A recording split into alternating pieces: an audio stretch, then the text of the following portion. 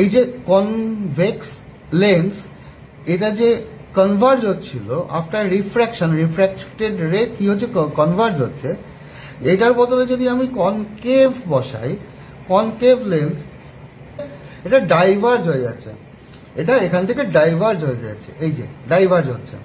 তাহলে কনভেক্সে কি হচ্ছে, কনভার্জ হচ্ছে, কনকেভ লেন্সে কি হচ্ছে, ডাইভার্জ হয়ে যাচ্ছে।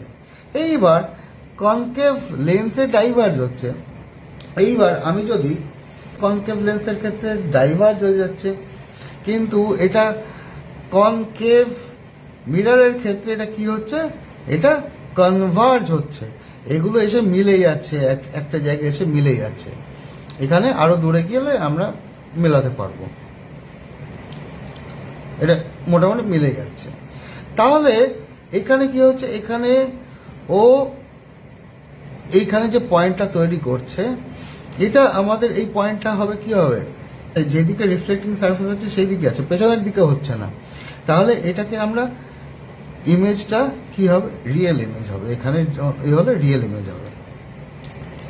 আর কি হচ্ছে, আমরা দেখ খেয়াল করে যে লেন্সে, কনকেভ লেন্সে যা হবে কনকেভ মিররে তার ঠিক উল্টোটা হবে, আবার কনভেক্স লেন্সে যা হবে কনভেক্স মিররে তার ঠিক উল্টোটা হবে। কনভেক্স লেন্স আর কনভেক্স মিরর, অথবা কনকেভ লেন্স অথবা কনকেভ মিরর